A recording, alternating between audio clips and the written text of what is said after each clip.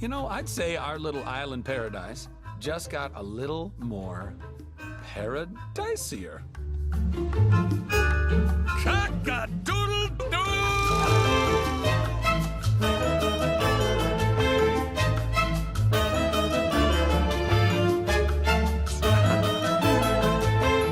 Life, my girl, doesn't get better than this.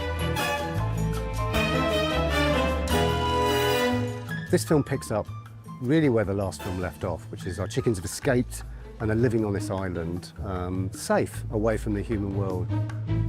All we have to do now is keep quiet and not draw attention to ourselves.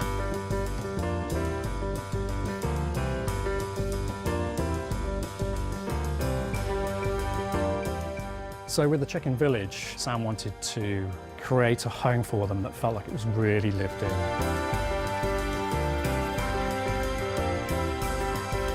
I came up with some ideas, and then I went ahead and started creating some concepts. And from the concept, started to create the whole location in VR. So I could then let Sam get inside with me and start location scouting so we could find all the shots he needed to create the storyboard and the animatic. On this one, we realised it was far, far more complex than we first imagined. When we first counted the amount of different locations and sets on Chicken Island, there was 48 or something.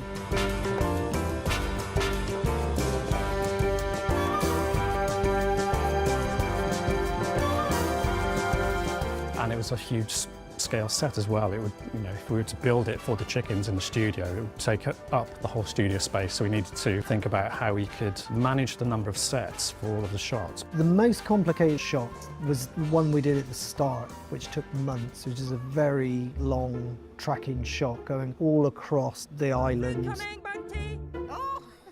That shot had two different scales. You had to break it down into segments so that an animator could get access to all the areas they had to animate. We could see it was going to be a mission. It's a huge, long panning move across a dozen or so stop frame characters opening up on a vista of an entirely different set altogether, built at a different scale. This is a C-scale set, so it is a miniature set. Pretty much on every shot, there will be some CG chickens on these balconies.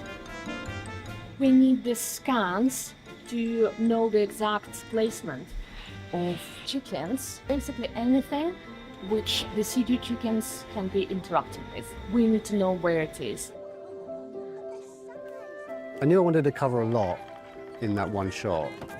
Open up the movie early on and kind of invite you into their world. We figured out the basic shapes of the houses and the camera move, recorded the actors and figured out the dialogue and the timing of that. And then we started placing chickens where they would be, the key points.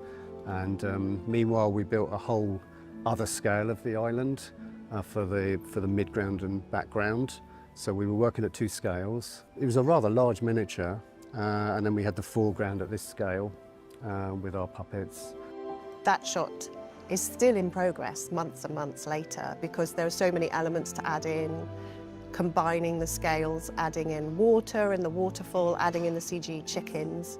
And it turned into the most complex shot of the film and did take us, I think it was 6 months from start to finish to complete just that one opening shot. We've got our happy ending. We're living in it. Your way, Mac. More fruit coming, Bertie. Oh, thanks, Mac. Because I'm working up a thirst here. Good work, Bunty. Keep it up.